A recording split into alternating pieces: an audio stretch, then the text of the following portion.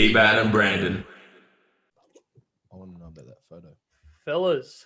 Oh, How are you, brother? Good. Yourself? Wait, I'll get some video going. Yeah, that's better. Yeah. How are we?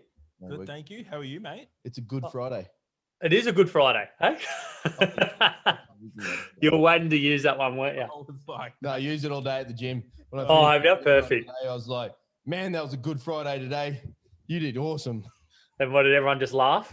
Yeah, Huh? they got some giggles. Yeah, I they could just imagine. laugh or face palm. They humoured it. They're humid. Okay, Yeah. good. A couple were stumped. They just walked out shaking their head, I gather. Just going, oh, yeah. Hey? You know what the best bit is? There's a good Saturday and a good Monday. So you need to roll on it. Just roll in with it, hey? The good Saturday. And that's where this podcast ends. Yes. Nice to meet you and catch you later. Exactly. No, that was lovely. No, good chat. Nice to meet you, brother. I'm Brandon. Brandon, nice to meet Brandon. Johnny. Johnny. I think Johnny was the one that reached out. So Yep. For Jess. through Jess. Just do Yeah. that, eh? you. Just the Jess has man. been Yeah. on your podcast, eh? She has actually. She came on last. I'm up to series 2. I'm just starting a different year, but yeah, she came on for in series 1. She was awesome. I know Jess from actually my partner now, or my fiance. They used to be roommates down here in Sydney. So No way. So I've known her for a while now. Hey, Yep. seen both sides of her. Hey? Yeah, tell us about the other side. Like this is Oh. an opportunity for just sharing that. I mean, not that anyone else will see this. So yeah, just tell us about that. I don't know if it's worth putting on camera. She might regret me saying stuff. No, but she's a character. She's a good chick, and yeah, just always upbeat in the spirit of trying to take a bit of Mickey out of herself to have fun with everyone else as well. So she's good. Love it. And makes a hell of a fucking cake. Oh yeah, she Dude, does. she brought cake into the gym yesterday. She just rocked up with a. I'm gonna butcher it. A fruit tingle ganache vanilla cake, tier cake. What does that look like? It was fucking incredible. So, like fruit tingles, the little lollies, like the little ones, they were like crushed all over it, and somehow or other, the ganache or cream or whatever the hell that stuff is called tasted like fruit tingle. Really? It was ridiculous. She just cruises in with the cake, puts it down in the middle of the gym, and yeah, let's lift weights and eat cake. I was going to say that would have got you through the energy. Fuck, the sugar on that would just buzz you. You'd be buzzing for hours. It was perfect. So I had some coaching cake. Fucking hell. Did it look good or just tasted good? Oh, dude, mate, she makes cakes. That's her thing. Yeah, one of the many things. You'd buy that for like lots of money. But did the fruit tingles taste good with the vanilla? It was ridiculous.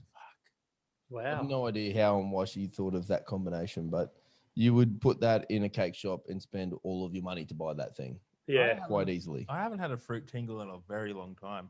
No, to be honest, I couldn't think back when I had my last one. No, I can picture the taste now, but I sort of don't know if I might actually have to go and get some after this. I was literally just thinking, I think I'm going to go to stop at the servo, get some fruit tingles, and then go back to work. It'll also do memories for like when you're a kid. And like how fucking good were they? What were the other ones? Lifesavers? Oh, lifesavers. Yeah, they with the holes in it, weren't they? Yeah. I didn't like. Yeah, different colors. I remember They getting had the the fruit musk. tingles and then going to the lifesavers. Like, these are terrible. Get me back to the fruit tingles. Fruit tingles were the ones to go by for sure, 100%. And then finish off with a Redskin. Oh, Redskins. Yeah, I remember. I got into them, I think, like age 12. I wasn't really a big fan. A late entry. Late bloomer. And then, unfortunately, I had braces. Oh, you're not What does that allowed. mean? You can't have Redskins on braces because it'll break the braces. They'll rip them apart. Yeah. Yeah. Damn. Did you? So you were short-lived. It was I short-lived. know. Short-lived, and then I grew out of it. Well, it's probably a good thing. Time in for the a end. comeback. Yeah, it's probably a good thing. Yeah, but they were good. I remember on the bus to school, you'd pop into the local convenience store and just grab, they were like 10 cents or something, and you're just like that with red frogs. The glory days. Yeah.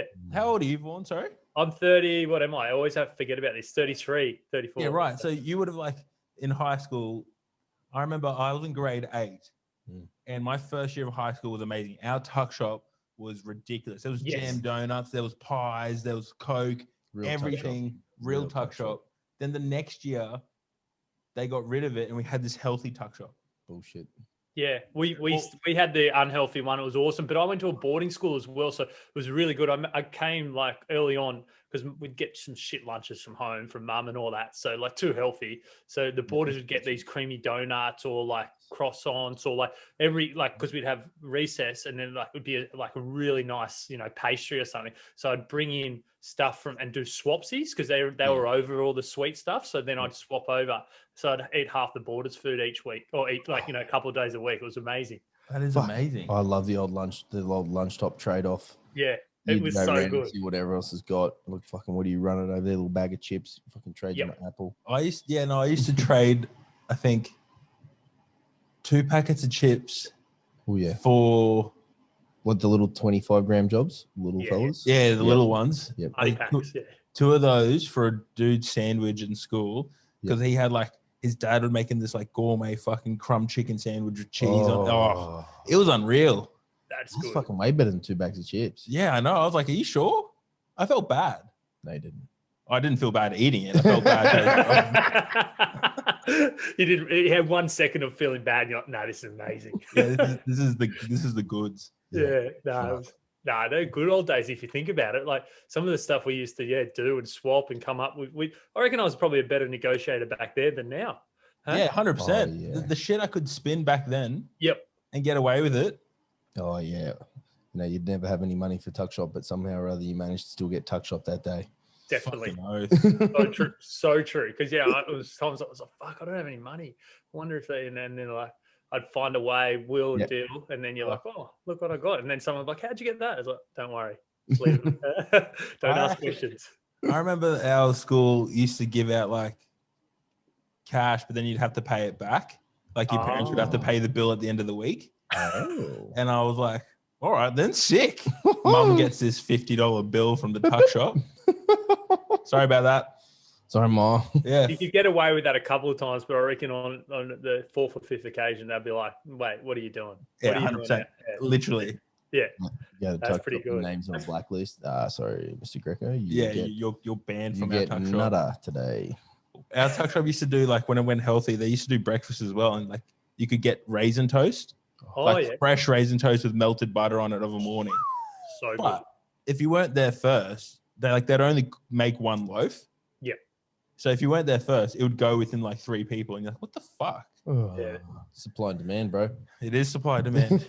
Anyway, this is completely what I didn't expect to talk about today. You can't say off topic because there's never a topic. There is never a topic. There's never a structure. That's what I like.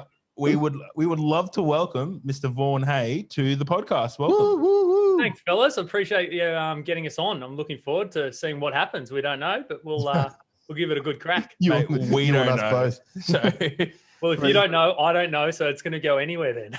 I'm excited. Mate, the only piece of structure we have is 1 question to start with. We always say this, but there's 2 structured things. Oh, there is, there's a bit at the end, true. There's 2 structured components. There's a total of 11 questions. 11 questions. Starting with the first question, you'll get the other 10 a bit later on. 21 sounds, who you are and what you do. Sounds means any noise that comes out of your mouth or body will be counted within the 21. Wow. So if you're ready, we will commence the counting. If you're not, so we're going 21 to sounds to explain who I am. Yeah, and so what like you do. 21 words and sounds. And sounds. So if you fart, we're counting it. That's pretty much it. Fuck, you should have just got me about half an hour ago. I released a few. Oh, all right. So sounds it. Oh, this is one I'll have to think about. I like it. All right. Are you ready? Set. I'm as ready as I can be. Go. He's counting. All right. So a little bit about me. All right. I'm energetic. So I'm a little Jack Russell or Kelpie. I just love exploring outdoor adventures. Giving anything a go. Have I gone too far? Yeah, well, way too far. Yeah, you keep going though. Keep going. Yeah. It's really good. So I'm just a guy who just likes to hang out with group of mates, go to the pub. Also, lots of training. I love sport. Sport's always been a big passion. Community is probably one of my biggest things. Team sport and community. Just doing stuff with people, working towards challenges, and having a good, bit of fun on the way. Like that's what it's all about. Like, to be honest, I did an event last week, which is a 24-hour event. Didn't even know what I was going down for, but yeah, had to do a 24-hour event. It was some mountain biking, kayaking, and running, and 4 of us mates, and we end up, getting through it around 14 and a half hours. So we're like, oh, Jesus. This is pretty fun. We went swimming in swamps. Like, I wouldn't even do half the stuff during the day, and I'm doing it at night as well. So Wow. yeah, one of those guys is sort of, just like to give anything a go, and especially if it is with a group of mates, just go from there. So I don't know if that helps a little bit. What was that event, bro? It's called Terra Nova, but it's called an adventure race. Yep. And it's like, you have a 24-hour time frame to get it done. It was about 97, 98 Ks we clocked up. So we kicked off at 11:30 in the morning down in Huskisson, down the south coast near Jarvis Bay area. Yep. If anyone, and then and you get like a map, so you got to navigate too. So I didn't throw that in there. So you have to actually navigate and hit all these checkpoints. So so we started on the run leg, and that was pretty nice around the coast. We're like, oh, this is going to be fun. So you run as a group of 4, like you had to do it all together, and you couldn't go further than 100 meters apart, like because that was sort of in. So we sort of you had to stick together. So you're as strong as your weakest link, really. But we all sort of went in there with a pretty relaxed approach, give it a good crack, and I reckon 25 minutes in, we found ourselves in this swampland to find this checkpoint, and we're like, we're trying to like, how do we avoid getting wet at the moment and wet feet? There was no option. We had to go across this like up to like nearly nipples, bags above heads, just trekking through this swamp, come out the other side and just sinking into swamp, and then finally found the checkpoint. And then, so that was it. And then into bike riding. And then later on, we're kayaking at 10 o'clock, 11 o'clock at night, doing 8K in some creek, which just looked filthy. In the dark, obviously completely dark. Yeah, because we finished about 2 o'clock in the morning. So we started at 11:30 and we finished, but when we went to pick the bike up the next morning from where we left it, people were still finishing. It looked like by then, I reckon if sun came up, it would have been a bit of, it would have been some mental battles going on there. But lucky we finished, at a reasonable hour, I'd say, well, compared to others. So, being a hurt locker if you're still doing that thing at 5 in. Oh, wouldn't you? I mean, up in the devastation of fuck. That's what I thought. Like, those nights when I used to go out all nighters and you're just coming home and it was just, and you're like, oh shit, this is not going to end well. Like it's just when you see the sunrise, you know you're in trouble. Hey, if you haven't slept. No. So, but no, that was a bit of fun. So, like I said, it went in there pretty like we're not too much knowing what I was up for, but I think that's sometimes the better approach in the sense of, got standard fitness and all that. But I think if you over analyze and get caught up in it all, it can sort of probably push you away from even giving it a go. So I was lucky that, just took it as it came and navigated. Even one of the legs we had to navigate through this, I reckon, shoulder height shrubs. Like it was I don't even know how they've put the checkpoint in there. Like it was no path or anything. And we're just literally strolling through, pushing like some trees and shrubs away and getting scraped at the same time. And an hour later, we probably we found that checkpoint and got out of there. Jesus. So so that's a bit about me. Give anything a go. Majority of the sports I've played are rugby. I'm a rugby union boy. Played that from day dot. So and my nickname there was Grub. I don't know why. I did get a couple of yellow cards, but I was a breakaway. So, 1 or 2, and some of them were for no reason. It was never your fault. Exactly. I was like, what's that for? Come on, I'm a rugby boy through and through. So, breakaway or flanker, if people know that position. And then sort of also do a bit of surf boat rowing. So people say that's a bit gnarly as well, getting those boats going out in big swirl, catching waves. So, I don't know. I just love doing all that stuff and get a thrill out of it. And training towards something's always a good thing for me as well. I just love, it's good to train, but I think when you can train towards something and with people to aim to achieve something, it's a lot more enjoyable and probably easier as well. 100%. Gives you that reason and purpose to grind on those days that you don't want to be there. 100%. Yeah. I remember some of the mornings you'd wake up and go, oh, do I really? And you're like, no, the boys are there. I've got to get there, and you just turn up and you don't even think about it. Once you're there, you're like, oh, this is good. I'm glad I got up and done it. The surf boat racing would be crazy, bro. Like if you're out in some big waves. Well, it definitely was. Like when I first started, probably I've done it for 15 years straight now. Definitely back then it was probably a bit more gnarly because like in the last probably 4 to 6 years, they've probably gone a bit more cautious, with everything, the way the world is these days, where they do a lot of, safety checks and, if conditions aren't suitable, they might hold off, or you now have to wear helmets if it's over a certain height. Where when I first started, I think that's what I enjoyed most of it. Like, we go out and catch monsters waves, and in our surf club at Queenscliff, it was like the big wave was it was like you get that the crew caught the monster and held it would get that prize at the end of the year. But I remember one time up your way at Aussies, Australian titles, it was in Gold Coast at Karawa Beach, fucking gnarly out there with 2 breaks. You got a break and then it drops off and then it breaks again. And we went, so like you get, so if it's swirl coming through, you think you get through the first break, you're like, yeah, we're sweet. And then you got another one coming. You got another break behind, and they have markers where you sort of you have to row through your color, and then you do a buoy turn right out the back. And it was one of the race we were at Aussies, and we got through, and it was 6 in a race. 3 got straight away backwash, flipped, so they were gone. So there was only 3 left, and you have a time cap in those conditions. I think it was 15 minutes to get out and get back. So if you did flip and you recovered and went again, you'd probably maybe squeeze through, but it was really, because you couldn't just row straight out, you had to pick your way out. We were there, and we went out, got through, got hit, but overcame it.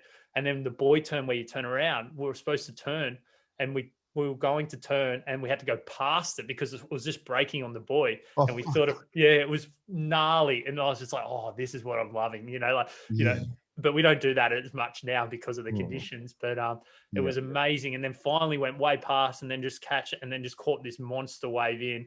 And like our sweep, who we have faith in them, he's just standing at the back of the boat, and he's like, all right, come back. So we just throw our oars, cram up the front just to create all the weight at the back of the boat, so the front doesn't nosedive, and we're just riding this wave, and it's just like a washing machine moving us around. But and you think, oh, please just hold it, because you got the cross currents and everything too. But it was it was a bit more gnarly than it is now, but it's so much fun. And conditions, you don't know what you're going to deal with, so you just get out there and give it a good crack, and you sort of just have a go. You know what I mean? That's how I see it. So it is good. People used to say, the people with surfboat rowers, they'd line them up against a brick wall and throw bricks at them, and the one who ducks first goes into stroke, which has got half a brain, and then the one next, and then the one who doesn't duck at all, he's at the front of the boat, so he can get, so he doesn't hold back. He doesn't care if the waves are breaking on him or so that's how they used to explain in the old days how they'd pick a crew in a surfboat. That's amazing. So whereabouts was your spot in the boat, just so we can work out which brick you ducked or didn't duck on?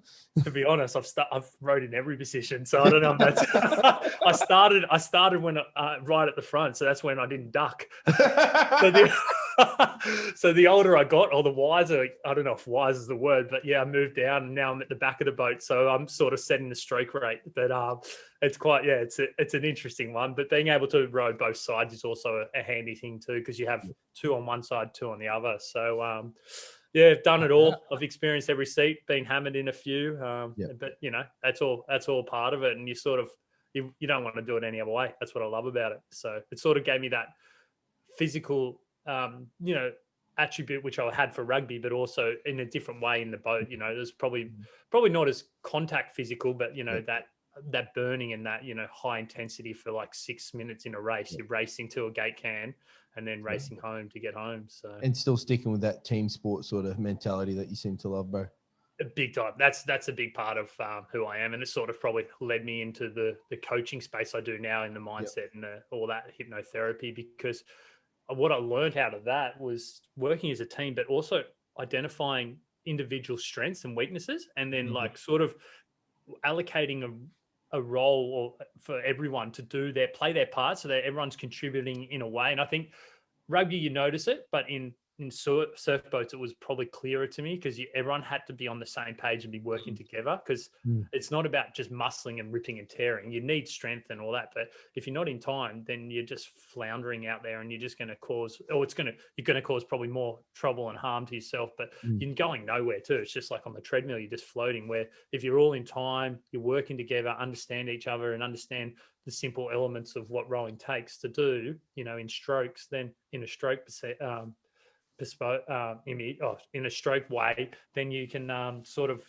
work together and achieve so much. And going back to it, when we first started, I've had a few different crews because I started with rugby boys, but going back to it probably 8 years ago, like it was a bunch of us core boys, 3-4 of us who we're like, nah, let's give it a go. And we sort of we're called the social crew because we'd just love off field, having beers, creating good vibe and bringing people together. But, we'd behind the scenes, we'd actually train hard and do stuff, which people didn't think. So when we started having a little bit of success, like, you guys are the pissheads down at the pub, you know what I mean? You're the guys that laugh at the party, and so we sort of realized you can have a bit of both. You can have the balance of both. And then, we got a bit more competitive, and then people were like, oh, some of the guys in your crew aren't probably the ones who'll take you to that A level and, be that top, that top level. And no, I sort of took it as a challenge, it's like, we're a team, but I sort of like, as I was like, no, we're all mates. Let's work together and like, let's achieve this. And sort of over the years, we sort of just kept and we made a few finals, A finals and everything now, and won some state gold medals and all that too. So we had some success on the way, but it was good because people write you off and you're like, nah, I reckon if you got the right, right people wants to buy in, and that goes back to, like I said, the team, then, you can have success. You just have to work out what works for the crew the best way and the individuals. So, yeah, that's sort of how, I think it's been a big part of my life in the last few years to sort of help me get an understanding of myself, but also how to work with people and understand different personalities and, strengths and weaknesses. Unreal. And so where did the coaching come? When did that sort of take place for you, bro? Yeah. So with the coaching, that's sort of a little bit, so it goes back to the rowing and the sporting side of things. I've done so many different things. So I'm a landscaper by trade and stonemason. So stonemason. So I did work with stone and all that. So I started that when I first finished school, not knowing what I wanted to do. Worked in a local fish shop. Actually, this is a good story. Worked in a local fish shop, and this guy used to come in on Sundays. And he always he was a bit hungover every time. And the fish shop guy owner, he thought he was the king of making hamburgers in this fish shop. And then I was like, no, I reckon I'm better. So we made burgers for this guy without telling him who made which. And then he judged it every week, and so who had the better. So we sort of, and in the end, I won the burger challenge in the sense I made better burgers. I was like, yes. And this guy, I was walking along the street and he's like, I was just finishing school. He goes, oh, what are you up to? I was like, oh, mate, finishing school, not sure what I want to do. He's like, oh, he was a stonemason / landscaper. And he's like, oh, mate, I got some work for you. You want to jump along? He goes, you make good burgers, so you might be all right on the... What a job interview. Yeah. So I was like, yeah, I'll give it a go, mate. I need some work. So yeah, so that sort of panned out, and I did it like for a year and a bit. He's like, mate, you're going well. Why don't you just do your trade? So I sort of did my trade, during that time as well, and did that. And it was so that's how that all came about, and then did that for ages. Burgers. Yeah, burgers got me to that. You wouldn't think so, would you? So I'm glad I made a good burger because it was a good impression. Hey? But yeah, so that was that, and then did that for years. Went out and did my own work in that field for a while, but I like the physical work, but I just was playing footy and everything. I was like, oh, I can't do both, like lift stone blocks during the week, getting bashed around at footy. So I sort of went down a path of I think I ended up I did my PT actually, Cert 3 and 4, because I was like, oh, fitness has always been something mine, and then had the intention of going to start something there. But when I finished that, the old boss, he goes, mate, I've just got this big job. I need a hand for a month or two. And I was like, oh, all right, I'll help you for a month or two. And then so went back and gave him a bit of a hand, but then he had an accident, so I sort of had to take on a bit more for him for longer. And then I was like, nah, don't want to do this for the rest of my life. So did a sports business degree. Sort of thought I wanted to work in that, but then working in corporate wasn't me, sitting down, you know what I mean, doing all that stuff. So had a few years experience in that, and then went back to the tools again, because it's always something you can come back to. And it's something I still do on the side as well now. But and then the last few years, I was like, what do I get out of sport? Like the feeling of, working with people and helping myself, but also motivating others and all that. And I was like, I want to try and create a career out of that. And I didn't know how that would work or, how it all looked. And, just throwing it out there, as people know, and with my podcast I call it Have a Chat. I just love talking to people. Like it's just something that you know, like even down the road, I'll go and get some bread and milk from the local shop, and it could be 45 to an hour later. And the missus like, well, what happened? How many people did you speak to? You know what I mean? So always talking to someone and just throwing it out to someone that, oh, I get this feeling and I want to create this feeling in a career, what I'm doing through my sporting stuff. And someone suggested to do or speak to some guy who taught NLP and hypnotherapy and all that like mindset type of stuff. And I was like, oh, not knowing too much, spoke to him. His course was, you know, starting in a month or so. And I was like, oh, do I give that a go? And sort of just went down that path of giving it a crack. It sort of helped me personally to get a clearer understanding of what I needed to do and it was release a few things because it's working with emotions and all that as well, and behaviors and habits and getting a clear understanding of myself. So I did that and led to another course, which was hypnotherapy, and then doing some other courses on the side. And then I was like, yeah, I want to help people. That's the main cause, you know, try and help people in whatever way they want. So then I just started about 2 years ago creating this coaching business by helping, you know, all walks of life, sporting people, career-driven relationships, you know, and I'll probably narrow it down the track, but I think, you know, having an impact on different, you know, aspects of life is also helping me develop as a coach and grabbing different skill sets and tools. And yeah, now I've just been doing that for, you know, nearly 2 years and I'm loving it. And then sort of the podcast came about as just a side thing. Always wanted to hear people's stories. It doesn't matter where you're from. Everyone's got a story, you know, and I just added that onto the element of the coaching, and it's sort of, you know, like a sort of a secondary thing, but it sort of helps also with people getting a better understanding of who I am and understanding that, you know, I'm just one of the guys who, you know, wants to help people and, you know, love to be around, you know, in or help in any way, you know, if it's sometimes just listening or, you know, or giving some advice or even giving some tools or some techniques to help through certain strategies moving forward. Absolutely, bro. Now tell me, I'm curious about NLP. Yep. What is it? So it's called neuro-logistic programming. Yep.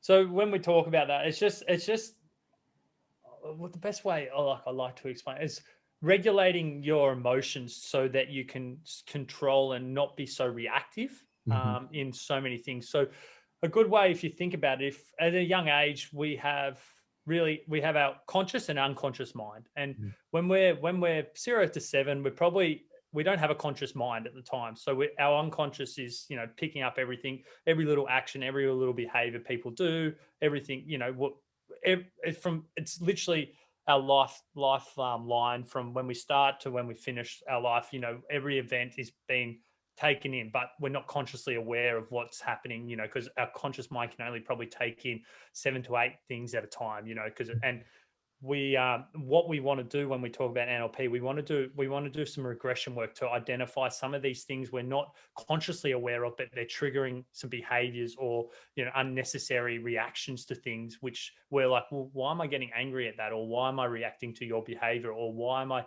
doing these habits around things? And they're usually linked to past events or emotions, which you've picked up on the way. So when we're talking about NLP, we're going back and we're identifying some of these behaviors. And sometimes we're not consciously aware of it. So we want to, you know, unconsciously go back there and find out what are the main things linked to that and detach those emotions and beliefs around that. So it doesn't mean you forget or you lose all those experiences, but you don't have an emotional connection to it. So when you're moving forward, you're able to then be free and be more present in the moment and react to what's happening rather than linking it to something else. So even if we use it in the fitness industry, you know, if you've done a really good, you know, well, you can use it in a good and bad way. You know, if you've done some really bad lifts or you've created an injury and you're sort of protecting yourself from that, we want to go back and identify what we're holding on to that, which is not allowing us to progress forward. Or if we do fail or something, or if we achieve at something, what are people going to expect of us moving forward? Because now I've set it, and sometimes we're afraid to grow as individuals because we don't want that. We feel like it's better to do the known of like, oh, well, I gave my best, but that's my best. But if it's not if it's your best, it's your best. But if it's something that you're giving it a reason or an excuse to fail, then it's not helping you being able to grow even further and progress into what you really want to achieve. And then it creates, you know, frustration and build up of, you know, tension in all different ways. I don't know if that explained. Yeah, mate, you must do some pretty serious unraveling of humans when they come to you then to try and work your way through to see what those sort of blocks or hurdles are getting in the way of people, eh? It's interesting. You know, you do. You like I say, you always go. I like to get to the root cause because you can do spot fires on the way, which are very helpful. But if you can get to the root cause of whatever it is, it's sort of then from that moment to the now, you're eliminating or you're putting out so many little fires instead of just going through. And people will come to me sometimes. I had a client actually who's quite interesting. She came with a flying phobia, so we were going to address that, but they all do a pre-screen form. And when they did this, I was reading through the pre-screen form. And then when she came, I was like, so you've reached out for me for flying phobia, but I've gone through this pre-screen and it's nothing mentioned in flying phobia. It's all these other things. I was like, oh, so what would you like me to work on today? You know what I mean? It's like, would you want me to address the flying phobia or do you want me to address, and it was, and we ended up not doing the flying phobia at that time, but we went through all this other stuff. And, you know, they're not aware. And what's quite interesting, like they'll walk in thinking this is the problem because this is what they think is the problem. And then they're walking out and go, oh, I didn't even know that was a big part of me or that was causing so much problems. So by allowing them to, so it's about building trust. That's that as a coach, that's probably your number one. You've got to build trust and rapport with your clients because if you don't have that, then it's not going to go anywhere. So you want, because in the end, clients are doing all the work. I'm there to help guide them, get through some tricky things, but I'm not taking on and I'm not trying to give them the answers. They've got all the answers. So we need to just build rapport and trust, break down some barriers and some things between what's not allowing them to access that. And then once we let go of the conscious concept and we dive back into that unconscious, we can find so many answers within that, you know, because we don't have that conscious mind coming in and trying to interrupt and tell us, no, this is the problem, and rather than, so we're going back down to the root cause. So yeah, it's not as, it might feel from an outsider that, yeah, it's a lot of layers you got to peel back. It is, but you can also get through a lot of layers really quickly as well if the client's comfortable and ready to let go of the whatever they're dealing with or what they want to overcome. So yeah, that's unreal. And can you see those changes come in place for a client like pretty much immediately once you've addressed those blocks that they've got there, or does that take a bit of time in itself? So depending on what it is, everyone's different. A lot of the time clients will feel a different feeling and a release from whatever, or will notice the changes. But you know, sometimes it's layers we've got to peel back to. So you'll see a bigger shift and then it might over time not be as significant, but nearly every time the client will find or notice a difference. But it also comes in also identifying habits, which are bad habits, and sort of identifying them and then letting go of them and implementing new habits. So it's a process. I also like little steps. So you want to just slowly build and implement new habits which are healthy and which are going to overpower or eliminate the bad habits which you created as well. So it's about building the foundation, which is like I use a lot in the word, but you use it in a gym center as well. You don't go in the gym and lift 100 kilos straight away or deadlift 100 kilos. You go in there, you learn the movement pattern, you learn the technique, and then you learn by putting a bit of extra weight on it, and you start building up. And the more you do it, the more frequently and the more you practice it, the quicker and the easier it comes. And that's the exact same with coaching and the mindset type of thing. We're implementing foundation. So we've got a really strong foundation where we're now feeling more comfortable and in control of ourselves rather than allowing the external environment controlling us.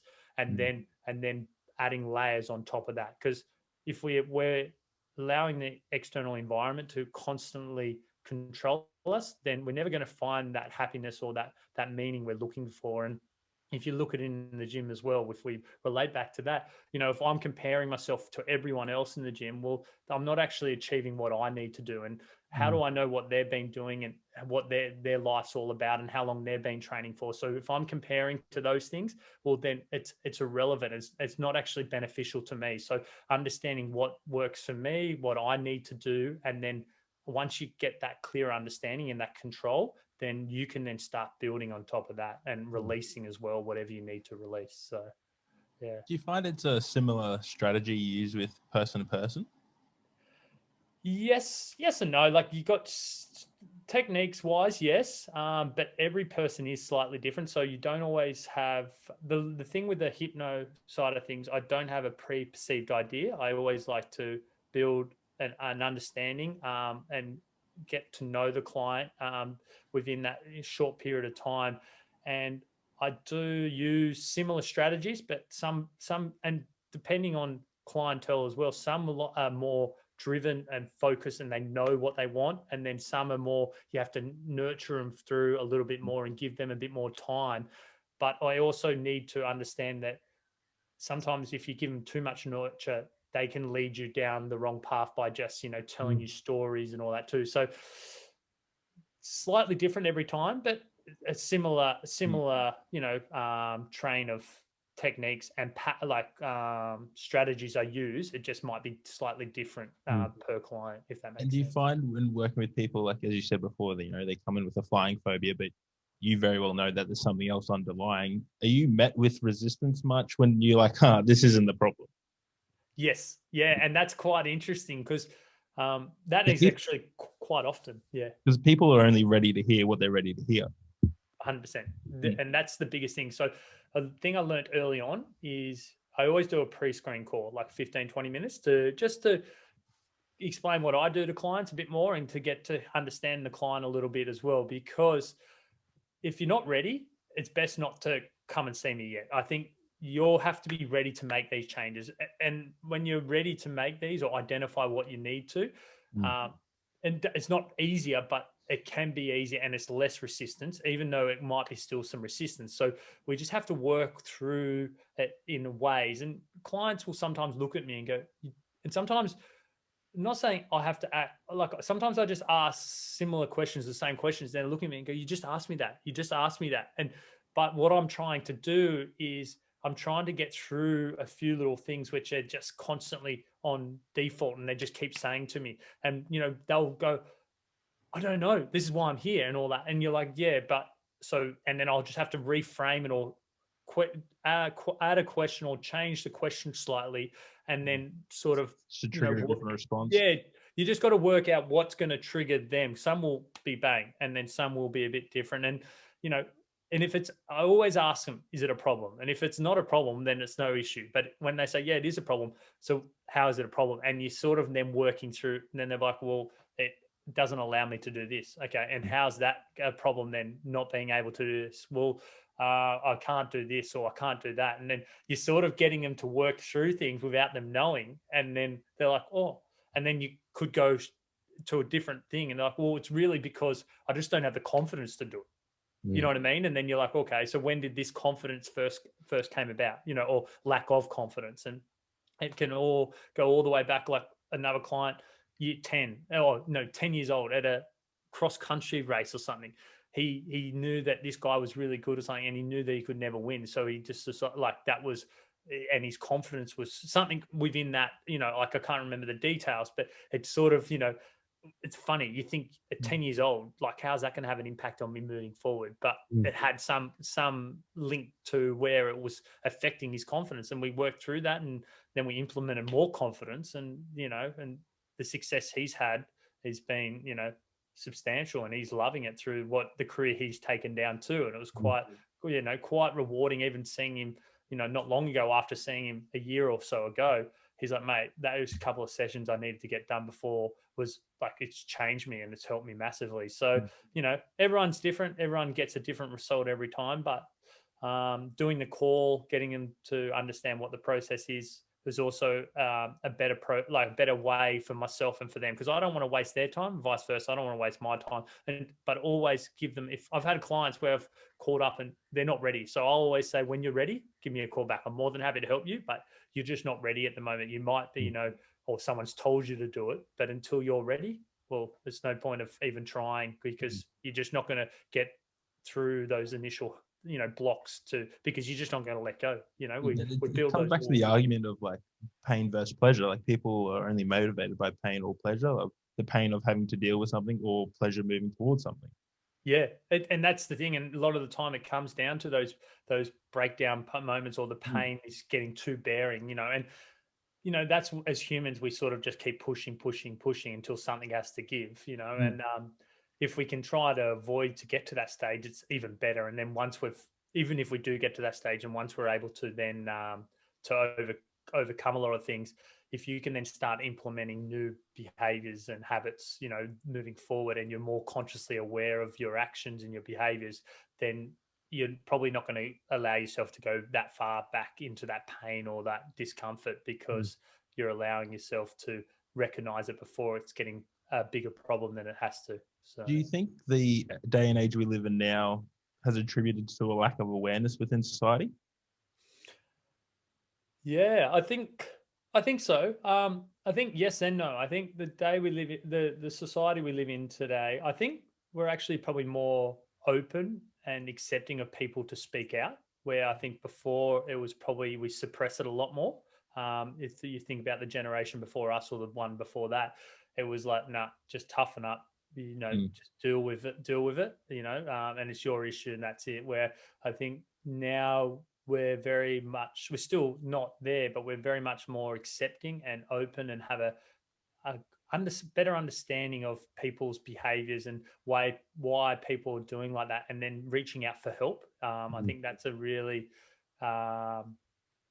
important thing. But on the other hand, I think the negative, like a downfall of society today, is the interaction of humans to humans is, I think, lost, and communicating and all that is lost as well. I think a lot of time, so much social media and all that aspect has played a huge part in, we can communicate online or through text or something, but then having a conversation to someone or just engaging with someone, I feel like that behavior has lost. You know what I mean? I just got to see it with kids these days. But even sometimes I'm caught in conversation and I'm like, are you fucking retarded? Like, what's going on here? Like, they can't hold the conversation flow or banter, whatever it is. Yeah. And I agree. I think the social media has played a very big role in how we communicate, or lack of communication. But I also believe it's made us more, or not even just social media, but technology itself has made us as a population less aware.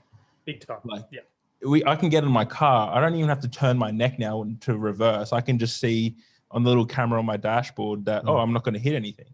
Yeah. But, that little change of awareness, and, if people aren't checking over their shoulder, for an oncoming car, you can fucking 100% bet they're not checking internally. Like, how do I feel today? I feel shit. That awareness ain't going on. Nah. We're lazy. We're getting lazier through technology, because, like you said, if you just use the car example, but anything, we don't really want to do too much. We don't want to exert energy or ask questions within, you know what I mean, or be aware of what's happening within us, or even just around us, because, well, it's not my problem, or no, or, and we numb ourselves to so many things these days by just, by not even being active or stimulating. And I think that is a big problem, and kids is a huge problem with it too. I see kids now, I know I'm not a parent, so I can't comment like on that side of things, but I see them, they're just constantly like fixed to a TV or like an iPod or something, and they're not interacting. I remember when or probably you guys too, when we grow up, like we were out about mountain riding, playing footy, doing things until dark and being active, and till the street lights came on.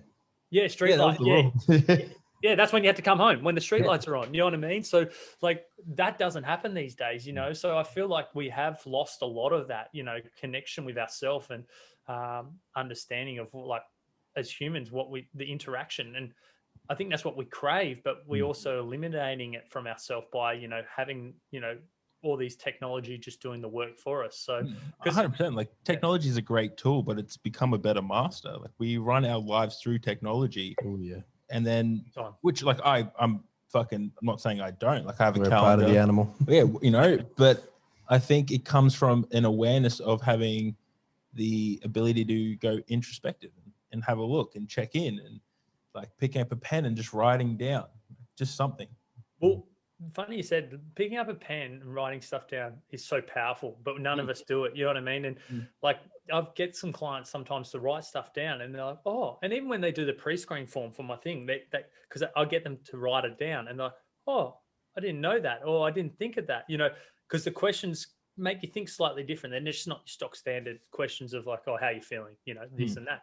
And writing it down can change it, and you can see it in different light, rather than, just. Well, it takes the intangible of a thought and makes it tangible, doesn't it? Big time.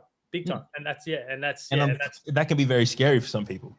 Oh, they find it sometimes the most challenging part of the initial process is, I struggled with this. And then I went through it 3 times because I didn't know if it was the right answer. Well, it's no right or wrong. It's whatever you're thinking and experiencing. But since we feel like we have to say some specific thing or do something, no, everyone's different. Everyone has their own thoughts and feelings. Just write what you're feeling and experiencing. I love the resistance I get from especially men.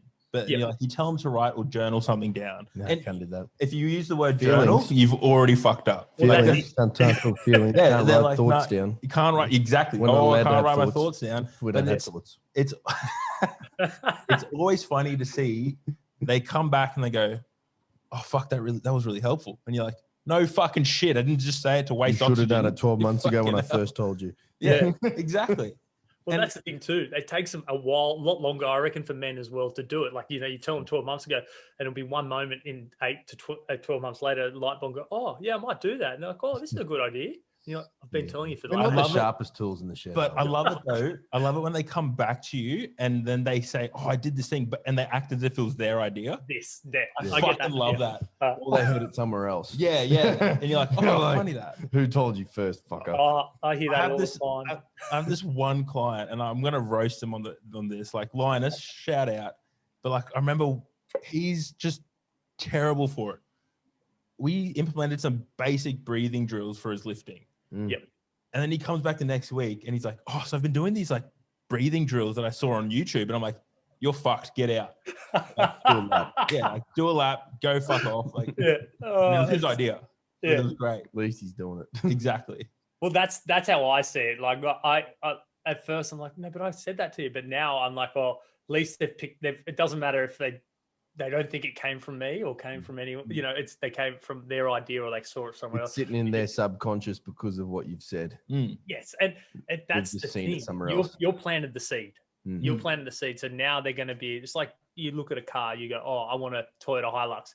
You probably see the next bloody 2 weeks of Toyota Hiluxes because you planted that seed of that, and then you're seeing it. You know what I mean? So it's the same as doing that. So you just got to go, we drop our ego and go, "Oh, it was me. No. At least you now identified that, and now it's going to benefit both of us because now I can coach you moving forward in lifting, better way and strengthening your, lifting technique." So I know what you mean, and happens all the time.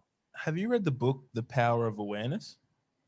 No, but it is actually a good one. I've been recommended to read. I'm just it's on my audiobooks, and I can't remember who the fuck wrote it. How good are audiobooks too?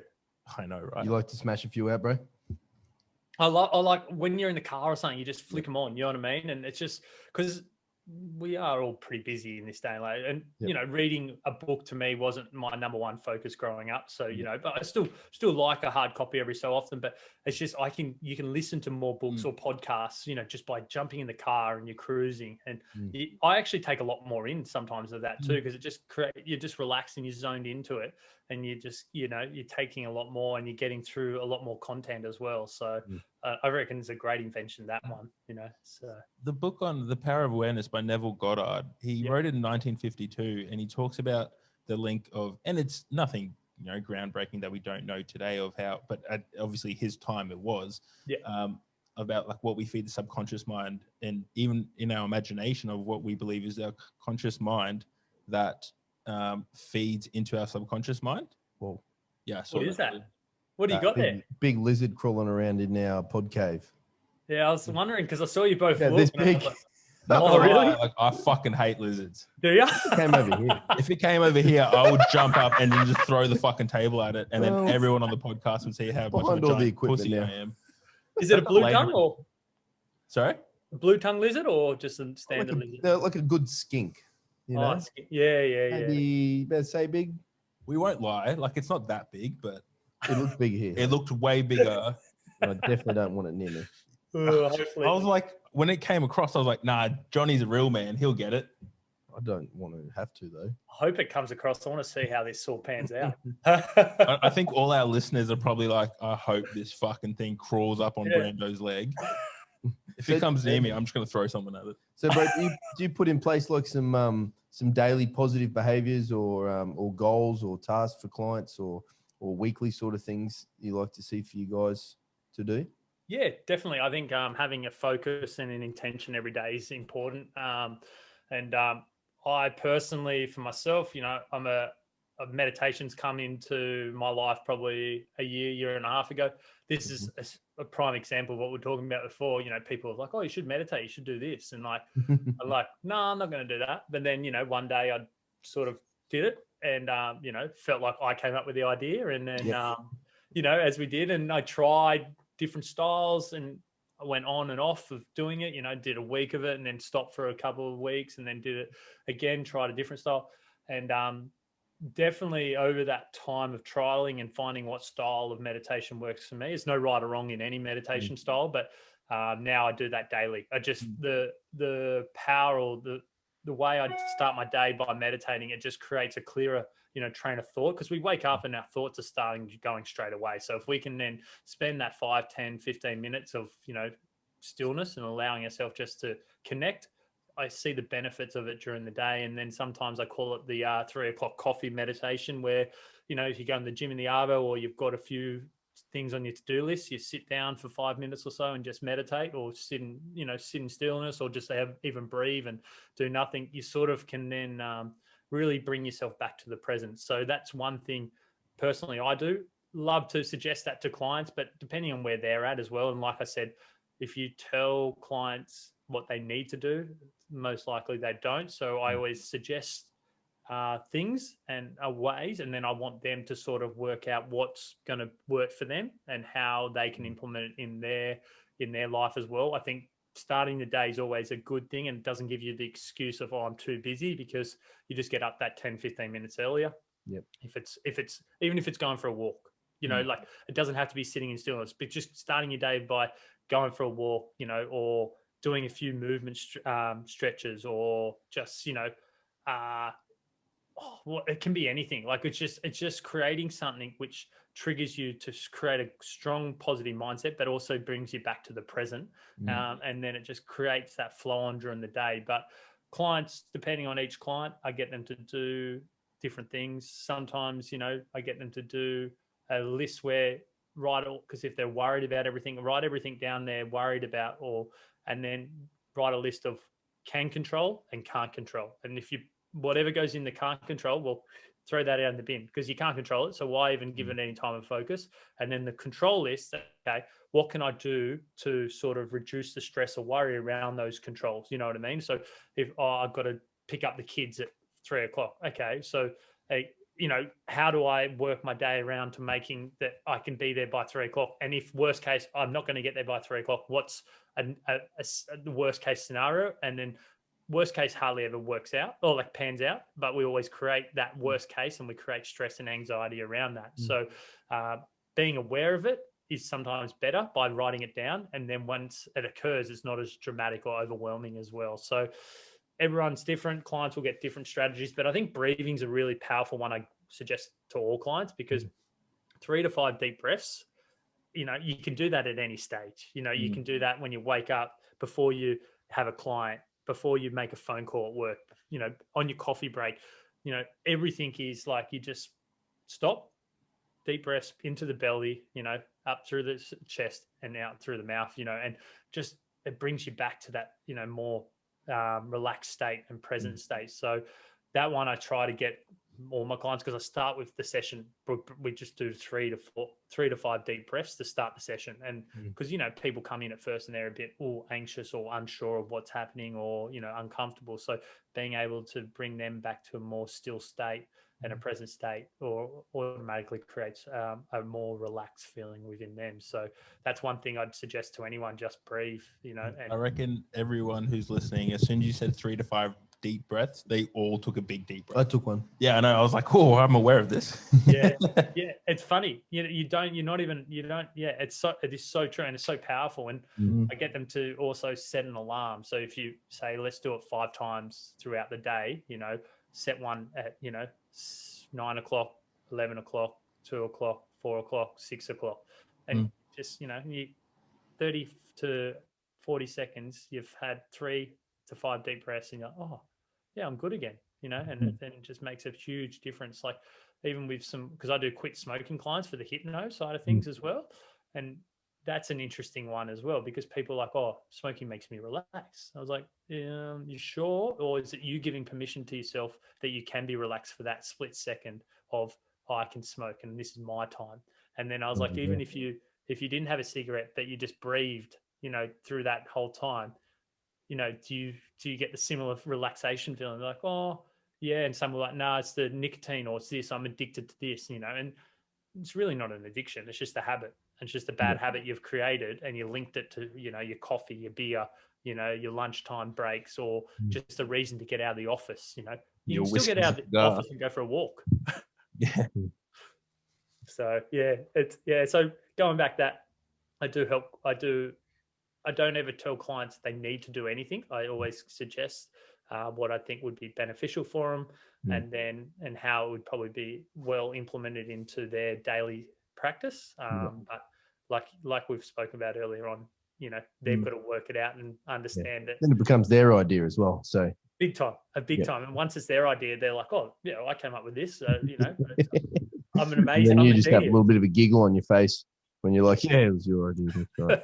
Yeah, it's so true. You were super clever, bro.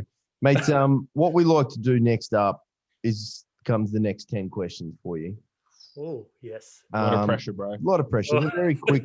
Rapid fire. So the first thing that pops into your head. Okay. It'd be interesting. Yeah, this can go anywhere. What word comes next? Apple, banana, house, ape. Beach. I don't know why. What motivates you to work hard? Freedom. Who is your hero? Fuck, I don't have a hero. Actually, myself. I'll go Richie McCaw. Richie McCaw. Oh, good. Nice. Yeah, good one. Well played. Yeah. I love him. Karaoke night, mate. What's your big song? What's your go-to to get the crowd going? You know what? I'm not really good with the songs. When I've had a few, I can get up there and I'll mumble some words, but music has never been something I can. I never remember a name of a song. I don't know why. It's something I've never been. So I can't even think. What would I? Yeah, you got me here. I actually I could say like AC/DC, but I actually Okay, let's go. Thunderstruck, perhaps for you. You look like what was that? Thunderstruck. You look like a Oh, yes, man. I like Thunderstruck. Yep, definitely. That's your song. What was your nickname as a kid? Well, Cat Stevens was another one, actually. I like Cat Stevens. So, nickname.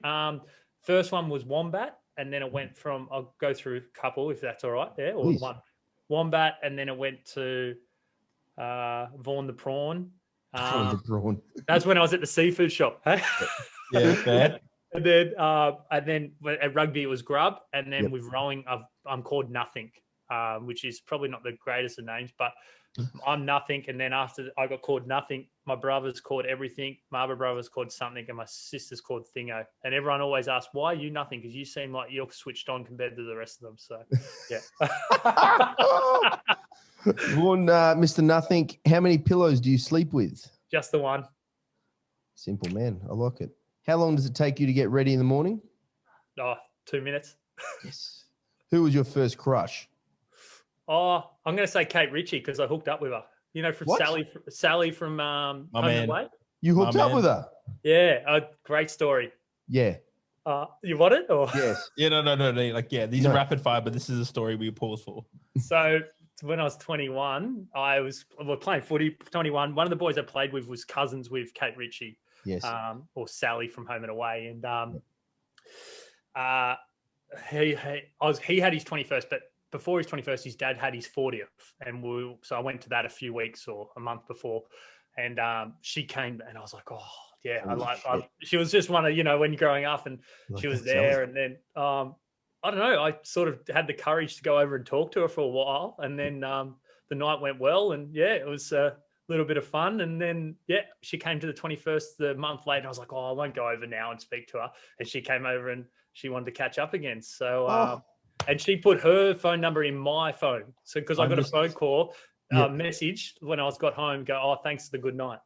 Oh damn, sir, hat off to you if I was wearing one. Anyone? Well there's probably a lot of young people in here who don't even fucking watch Home and Away, but I'm going to clap you again. Like that was well played, sir. I'm very proud of you, sir. If my missus sees that now, she'll just roll her eyes, goes, oh yeah, get over it, Vaughan. Vaughan, who knows you best? Oh, who knows me best? Oh, I don't know. I'm quite maybe my partner now. Actually, probably my partner, definitely Steph. Yeah. Lovely. Now, you find a bottle on the beach, you rub the bottle and a genie jumps out of it. The genie's going to grant you 3 wishes. What would you like for your 3 wishes, sir? Ooh, 3 wishes. A couple of adventure holidays every year. I don't know. I'm pretty simple. Actually, you know what I'd love? A full-time chef or someone to cook for you. Oh, you know what I mean? Oath. I think like that, because I like variety in food and all that, but just someone who, you know, and you can just, you know, I feel, you know, and they just cook for you. So that would be definitely one. That's and good. Then the third one would be, you know, just quality time with friends and family. Nice. That was a good 3. Such a sweet person. He is I love that. Person. Oh, I'm pretty simple in the sense of like, I don't know. I like doing things with people, and I think just sharing experiences with people is good. Yeah, absolutely, mate. You probably don't pick that from me, but yeah, that's who I reckon I am. But I like to have fun as well. Yeah. Could not tell. Rule number 1. Bro, can't thank you enough for your time today. If people wanted to reach out, whether it be about what you do as a coach or just have a general chat and hear that story about Kate Ritchie, how can they reach out? All right. So it's a few ways you can get in touch with me. Through Instagram it's at Hay_Vaughan. Mm-hmm. I've just created a new website. I had one. So if you just type in vaughanhay.com, that's got all my coaching stuff. I've just actually in the next week, I'm going to be launching a 4-week foundation program, which is an online course. You get a morning challenge and then an evening activity with questions. Mm-hmm. Only takes up 10, 15 minutes of your morning time and an evening, and it'll go for 4 weeks. So it's all about, you know, sort of creating more self-awareness, building that foundation, which we mentioned. So if people go on that, so it's at vaughanhay.com. And then where else can you get in touch with me? Yeah, they're probably the best the ways to get in touch. So well, this will drop in a couple of weeks, and then when that's out. Yeah, we'll drop in all the show notes, all the links in the show notes, and we'll put a link up to that 4-week course. Yeah, perfect. That'd be awesome. I appreciate that, boys. No worries, we appreciate your time. No, thank you. And I do have a podcast as well if people want to just go on and see if they like to listen to anyone, but it's called Have a Chat with Vaughan Hay. So love it. We'll chuck it all in the show notes, brother. Yeah, awesome. All right. You have a good Friday. You have a good Friday. You have a good Friday and a great Saturday. Yes. Damn. All right, brother. Thanks fellas. Really enjoyed it. Cheers. Bye.